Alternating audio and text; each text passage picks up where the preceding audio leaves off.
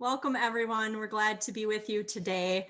It is September 17th, the middle of September, on a Thursday, and we are really excited to have several individuals with us today to share with you how their sectors are implementing various challenges, how they're responding to and working through some of the challenges that we see with regards to the case increase, and particularly the age group where we see the majority of these cases. So I think it'll be important to hear from these individuals around various sectors in our community to help you all understand that this does spread far and wide in our community, and to hear directly from them. So we will have three speakers today: Dr. Elizabeth Coggville, who is a physician from Gunderson Health System and specializes in geriatrics.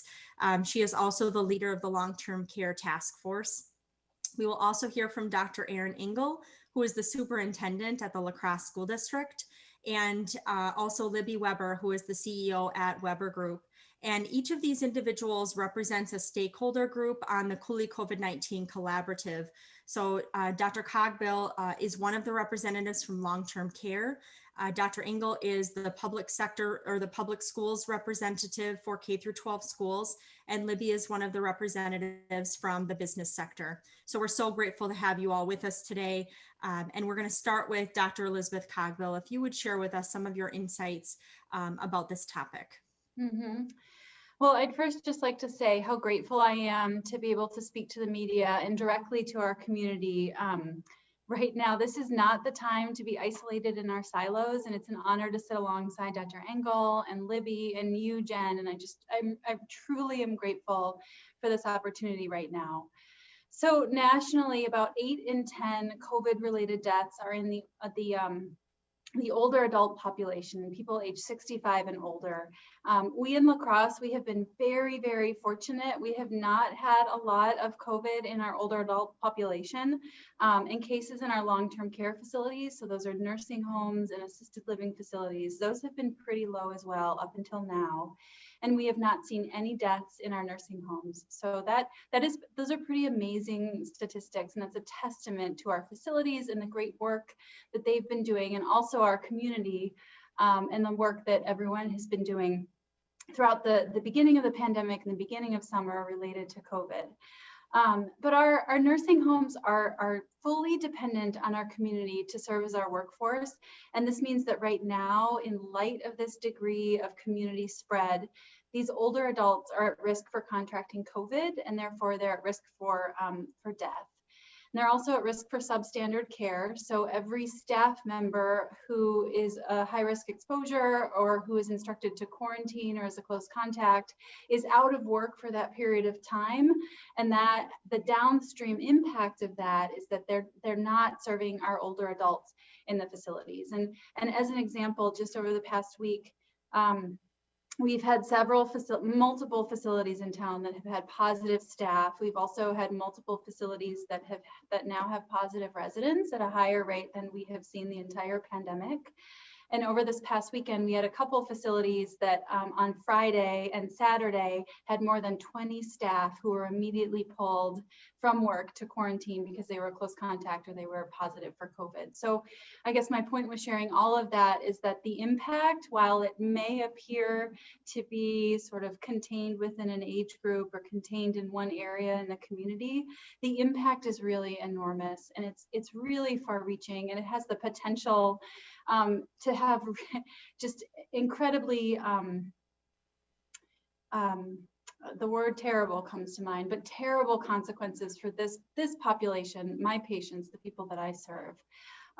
So I guess with all of that, what I really want to say to our community is that you have enormous power right now. You have the power to continue the spread unabated, and it is going to get into our facilities, and it is going to get to our residents, and we will see more deaths among our older adults. But the converse of that is that you also have the power to do great good. You have the power to serve your grandparents and your parents and your loved ones, and to really to benefit this community in sort of an unprecedented, enormous way. And so I just would implore everyone to please to please consider what responsibility looks like right now in this time of a pandemic, and to consider that we really are in this together. And I guess we are woven together. We are a fabric, and what's happening in one age group is not isolated, and it truly does spread across the community. So hopefully that was less than 5 minutes. Those are my thoughts related to COVID and long-term care right now.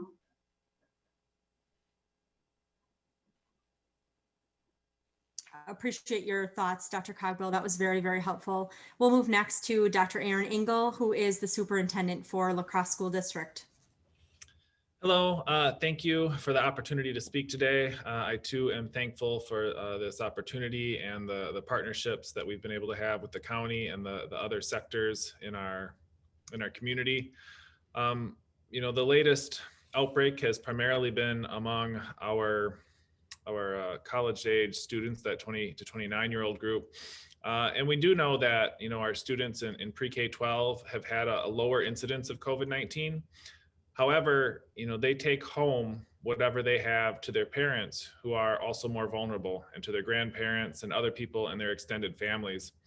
And the 20 to 29-year-old age group does interact in our schools and with our pre-K-12 students on a regular basis, as student teachers, through childcare, surround care, as siblings and friends, and also as parents. This group and everyone who interacts with children have the ability to prevent the spread of COVID and keep our families safe. By wearing masks and socially distancing, that all makes a difference. Additionally, in-person school for our students is important, and especially for our youngest students and our students who are at risk. We know the value of that. Our parents are clamoring for in-person schooling, and we want to provide that as soon as we are able to. We've already seen impacts from this recent outbreak on school-age children through the shutdown of various childcare programs, daytime services through our partners. And we've had cases in our school district already of children who have tested positive. So it's coming to our schools, and it's here, even though the largest group that's affected right now is that 20 to 29-year-old group. If we as a community value the best possible education for our students, we must as a community come together and do what is necessary to reduce the spread of COVID. Wearing masks and social distancing, even though it's not fun and we don't want to do it sometimes, it will reduce the spread of COVID and allow us to provide the best possible education for our students. So thank you so much for doing what you can to prevent the spread of COVID and help us be as safe as we can in our community, for education, for our long-term care facilities, and for our business community. Thank you, Dr. Engel. Appreciate that. And Libby Weber from Weber Group, who is the business representative to the stakeholder group with the collaborative. Thank you for being here. Thanks, Jen, and thanks everyone for giving me the opportunity as well to participate in a very important dialogue that I'm impressed that we are doing exactly what the collaborative is set out to do, and that's collaborate. You know, from my perspective and what we're seeing in the business community, we represent a few of the industries of many that are local businesses. And, you know, we talk openly within our own organizations on all our different properties with our teams that really, you know, we think the best way in which this community can help manage and ultimately improve the status of the COVID situation is by sharing in the responsibility. And everyone really has a role to play, and we're seeing that in practice. We talk about it a lot within the organization. Business owners especially can help ensure that their workplaces are as safe as possible by following the guidelines that are set forth by public administrators and officials. Employees can help by being responsible and making good decisions so that they don't jeopardize the stability of your employers and increasing the exposure and spread within a workplace. And the public as consumers, you know, we ask that you continue to be patient with businesses and organizations as they really do their best to try to help make the best operational decisions that are good for their own needs, as well as hopefully helping to support the health and safety of the community. Specifically, as we're seeing, you know, an increase in the cases as of late, and in that 20 to 29-year-old demographic, That's a sector that provides such a huge value in our community. They're students that work in our businesses. They have families that come to visit. They are young professionals that make up a significant healthy portion of our workforce. And this demographic can really help influence our business community and as they participate as employees, but also as consumers. And so keeping them healthy will help, I really believe, keep everyone else healthy. Stable business operations are really dependent on a healthy and stable workforce. When that stability is at risk, it really kind of culminates into a lot of new risk factors that include, additional lost revenues. A lot of businesses in different sectors are already struggling to recuperate from a disrupted business from 2020 in the pandemic. But it can ultimately compromise available work to their coworkers and to their families, which everyone's is then affected by opportunity for a stable income, eligibility with working hours to make sure that they still apply for health insurance and other benefits that might be offered by their providers.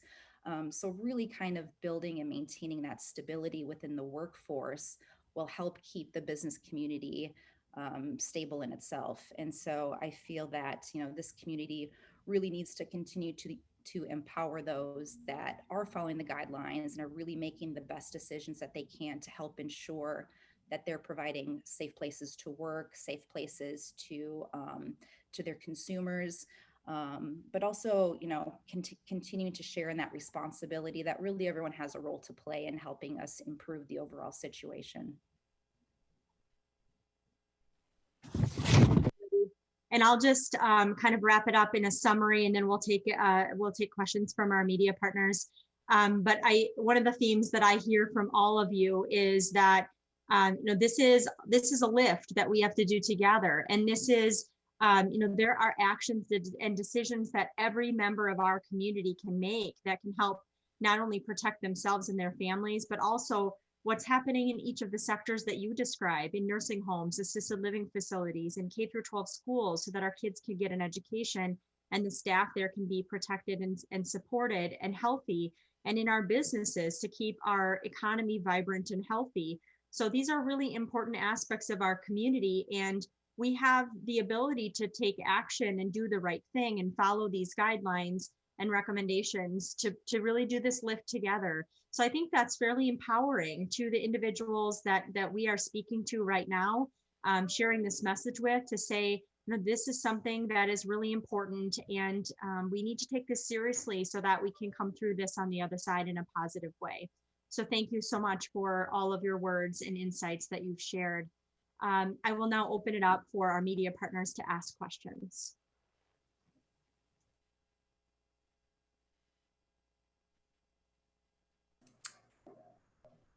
Hey, this is Mike Biermeister with WXOW News 19.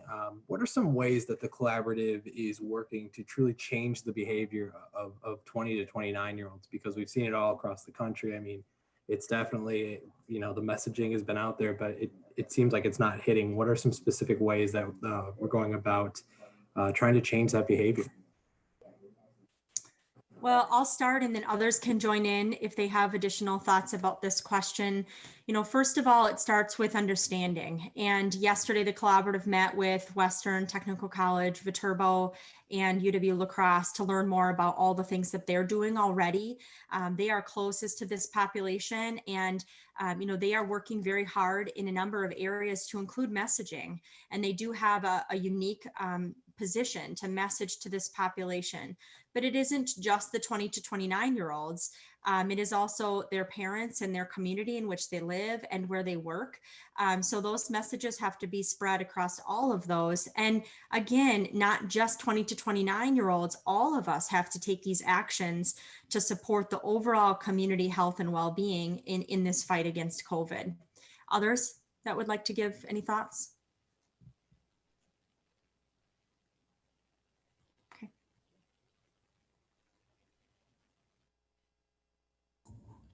Hi, everybody. I'm Isabella Holsizer, WKBT News 8. My question is, what is all of your reaction to the New York Times article that listed us as a hotspot? Well, I can start with that question again if others have insights. That is not a place where we want to be in La Crosse County. We don't want to be number 1 for the fastest growing rate. We don't want to be number 16 for the current rate. Those are not places where we want to be. But what I can tell you is that that's where we are. And so where we are is where we need to start from. And in that frame, I look at all of those that are working really hard, not just in the health department and the collaborative, but our partners in businesses and in K through 12 schools and in long-term care settings and in higher ed, all of the planning and implementing of those plans to the best of our abilities. It is not going to be perfect, but it is very important to understand that just because that's where we are today doesn't mean we have to stay on that same track. And that is the message and the point today, is to engage all of you as our community partners and our community members to say, now is the time. If you have not been following those recommendations, we need you to start following them, not for us, but for you and for the rest of our community, and encourage your friends and family to follow them as well, because that's, again, how we're going to get through this and get to the peak of this surge and to move past it, and to be able to look back on this and say, I'm glad we got through that. Again, as a reminder, we are fighting against a virus, not against each other. And it is so important for us to remember kindness and patience and flexibility, things that are just really should be core to our nature. And the virus is really, gives us the chance to really bring that out, and to really take the power back and to be empowered to make the decisions that we need to make to support our community, to include wearing masks and not having social gatherings right now, and making sure that we're not going to work or going to school, or going anywhere for that matter if we have any symptoms, even if we think they're mild. So those are just a sample of examples that I think we really need to be working together on. Any other thoughts? I can just say something briefly in terms of my reaction to that article. I think the two words that come to mind are fear and hope. As a physician, I see that and I'm fearful for my patients. I'm fearful for the impact on the healthcare system, but I also live in La Crosse and I love La Crosse and I know this community, and this is an incredible community to be a part of, with very engaged across all age groups and all sectors. And so the hope is that we see this as truly an opportunity to change that trajectory in a really remarkable way. And so both of those things, fear and hope, sort of parallel, or my reactions to that article.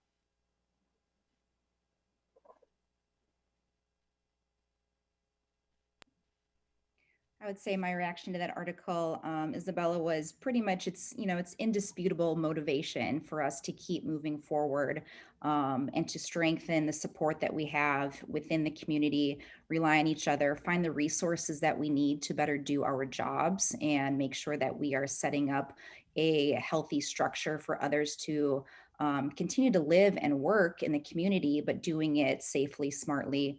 You can't really defend what you're seeing in the New York Times, especially with alarming data like that. But I think if that serves any good purpose, it's to continue to motivate, the good work that everyone's trying to put forth.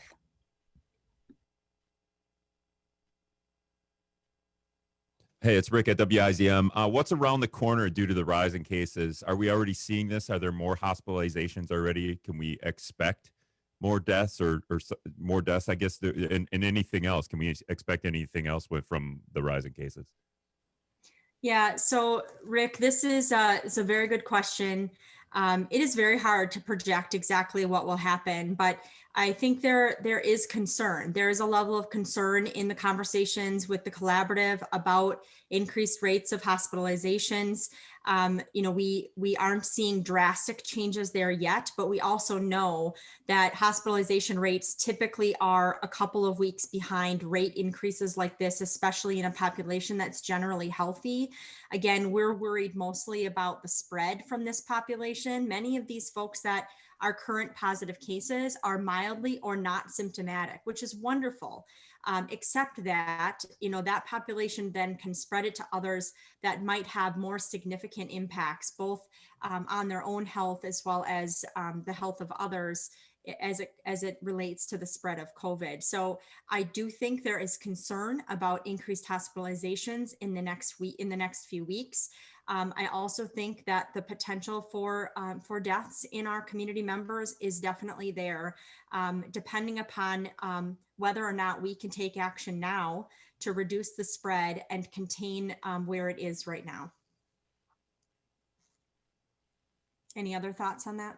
I would also add that, our returning to school is contingent on the conditions in the community. We're following the Harvard Global Health Institute's model as best we can, using those metrics. And as long as the conditions in the community continue to stay at this, really high level, we're not going to be able to safely return students and staff to school. And so the sooner we get this under control, the sooner we're able to implement the measures we all know are necessary, the sooner we'll get our students and our most vulnerable students back in school learning where they often learn best.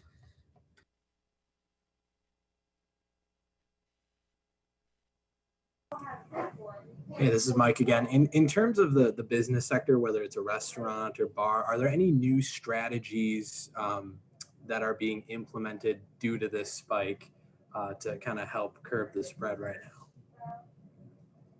now? Mike, I would say, we're really kind of in a challenging position of already working with many of the industries that you had mentioned are kind of forced to operate very lean.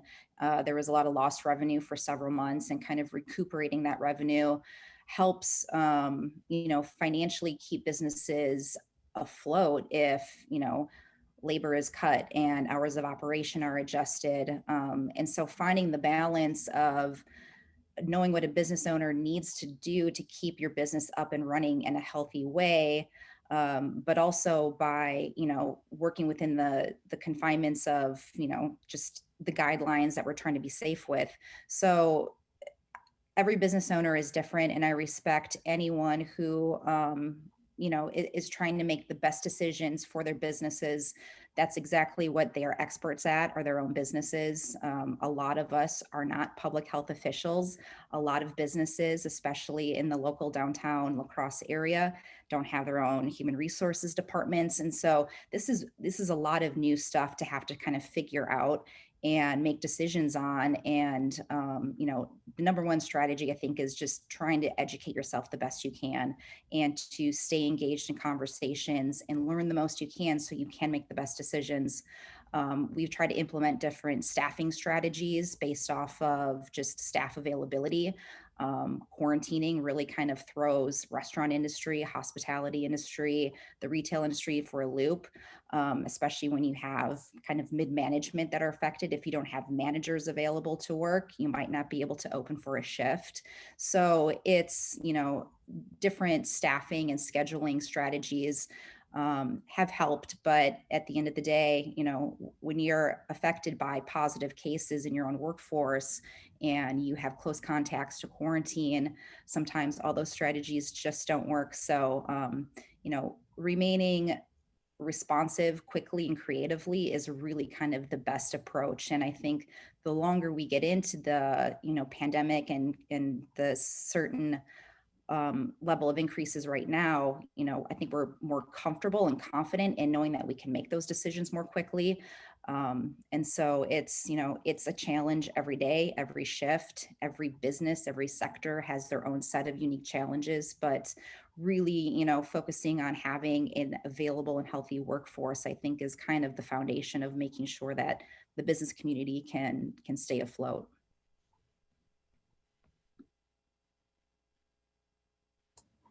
Isabella Holsizer, WKBT again. This one's more directed towards Aaron. So West Salem School District is going online again starting Monday, and they have reported that they've only had 2 cases, but that was prior to in-person classes. Are you able to explain why that they're going back online again? I don't know the exact circumstances. I don't, I work for the School District of La Crosse, not West Salem, and I would hate to speak for them, but I think the conditions in the county speak for themselves. With this drastic increase, it's just not as safe as it was, a couple of weeks ago. At the start of the school year, we were really hopeful that with the low case rates, if that continued, we'd be able to return to in-person learning. West Salem, made an attempt to do that, having seen those lower case rates, but now things have changed drastically. And so I think they're responding to the conditions in the community just like we are. And, looking at this increased risk to all of the people in our community and trying to be a good partner in preventing that spread.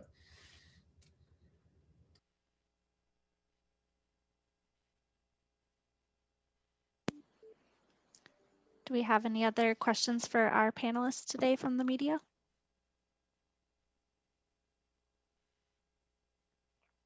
Looks like we have one more from Isabella at WKBT. One more, sorry, everybody. So do you kind of have a grasp for how many college students tested positive? Because I know that you report what UWL, their campus testing, but let's say that there is a student living off campus that tests positive. Is there a way to know that complete number so it kind of gives the university a more complete picture? Yeah, so that is a tough question. We have really a couple of different data points. One is what the University of La Crosse reports as it relates to both their antigen and PCR testing. The other measure that we have is the overall picture in the county with the numbers that are in that age group, which again, you can find on the case data page of the Coulee COVID-19 .org web resource. Again, the case data page will help you identify what that breakdown is for age groups.